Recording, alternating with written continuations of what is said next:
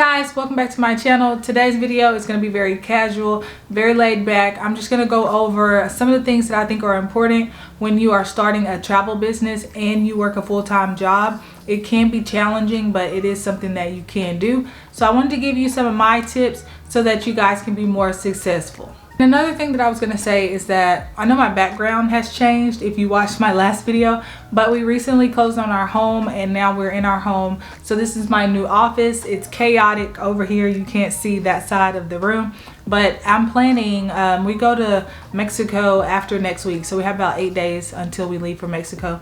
But whenever I come back, I want to redesign this office and kind of make it, you know, into something that I can really be proud of and a space that I can be creative in. So I may film that whole process of like designing my office. So let me know if you guys want to see that. Okay, so like I said, this video is going to be laid back.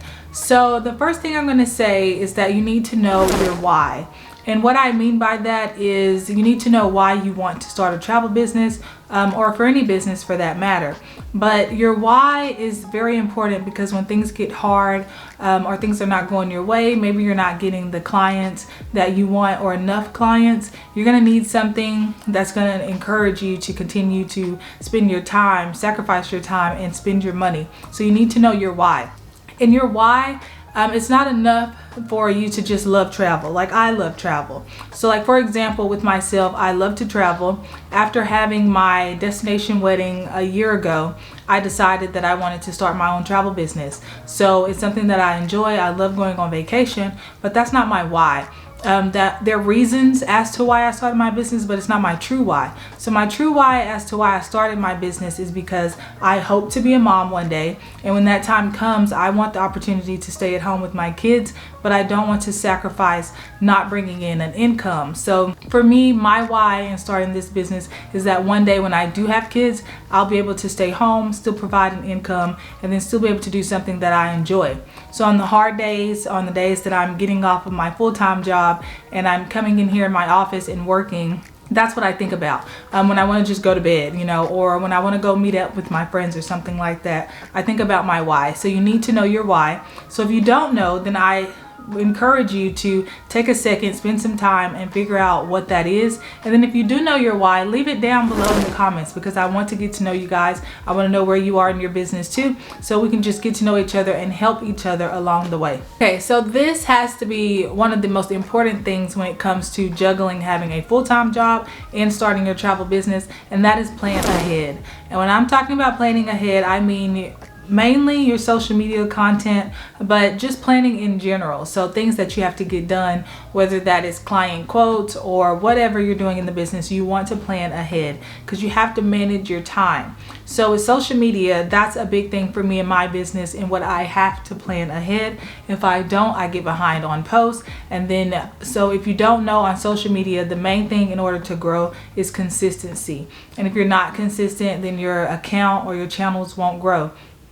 So what I recommend is that you pick at least 2 social media platforms to start with and get consistent on those before you start to branch off into all the other ones. And I say 2 because with Instagram and Facebook, you can post to those platforms simultaneously. And I'll show you guys that in a later video if that is something that you want to see. So what I do is I take one day out of the entire month, and I know that sounds daunting, and it can be when I'm getting ready to come in here or to come in my office and sit down and plan a month worth of content.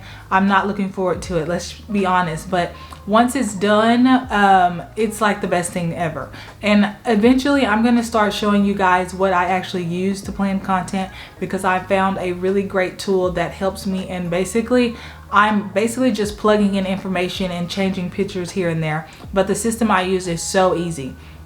So what I do is I'll take that one day and I plan out all of my content, and then I go into Facebook in order to schedule it. So once I do that, it's going to automatically post to Instagram and Facebook, and then I don't have to worry about it. Because for me, some of the peak times that my particular followers are on social media are the times that I'm at work. So it's around lunchtime. And I'm a physical therapist assistant, if you don't know that. So I don't really have time to like be on the computer or, you know, trying to get on my phone to post, because I'm usually working with patients and it's a busy day. So I like that when I'm at work, I get a notification that my post is live and, you know, people can see it, and there's nothing more that I have to do after scheduling it. So I do recommend that you batch create your content. It's gonna make your life a lot easier and free up a lot of your time. Okay, so this kind of goes hand in hand with batching content and then planning ahead, and that's time blocking. So what time blocking is that you're gonna schedule out of your day the tasks that you have to do. So say it's creating social media, then I would go into my calendar for whatever day that you want to do social media planning, and then you would schedule it in. So maybe from like 1 to 3, that time is for creating social media content, and then maybe like at 10 to 11 that morning you take client calls. So you want to batch and time block your time like that, so that you can get things done and you're more likely to complete it without being distracted by other things that are going on. Okay, so you might not think about this in the beginning, but you want to set your business hours, and this is really for you more than it is for your clients, but it works both ways. And I didn't think about this in the beginning, and trust me, you will eventually do it if you haven't done it already, because your clients are going to text, email, call you at hours that are like after 10 p.m. or maybe early in the morning, because they don't see you as like a big brand retailer, you know. So they know that Walmart opens and closes at a certain time. Well, now they close, you know, they didn't used to, but now they do.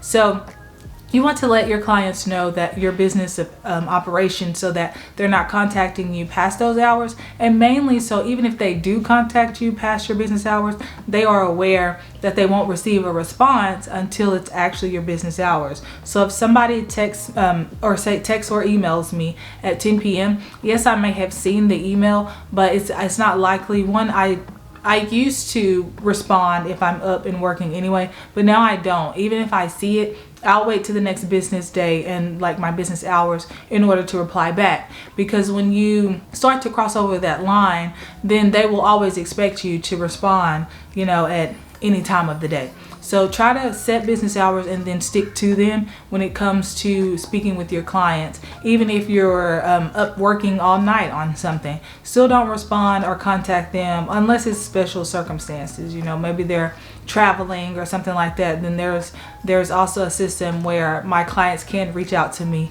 when they're in destination for emergencies and things like that, and I will respond for that type of things. Something you have to be willing to give up is your weekends. On the weekend is when I have most of my free time, so that's when I'm spending most of my time on my business.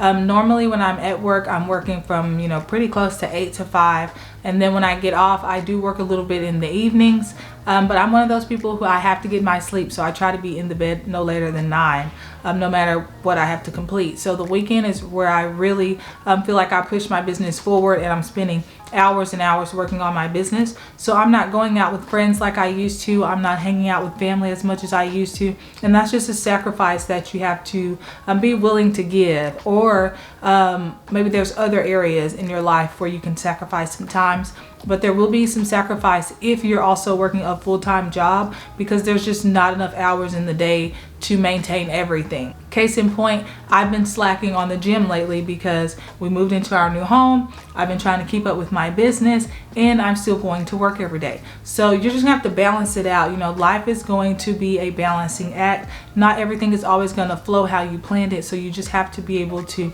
you know, shift and be flexible with your time and really narrow down those things of, you know, what should I really be doing right now with my time? Should I be watching a Netflix series, or could I be working on my business, you know?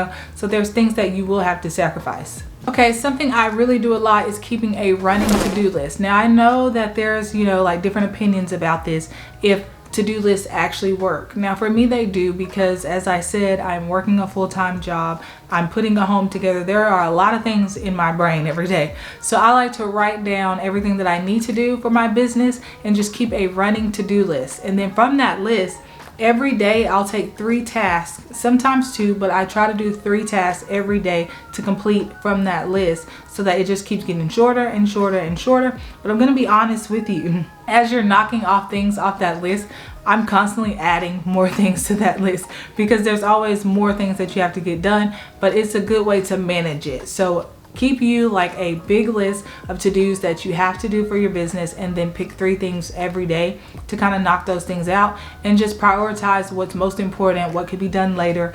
And that way you're kind of staying on track and you're not being overwhelmed by everything that you need to get done, especially when you're running this business all on your own.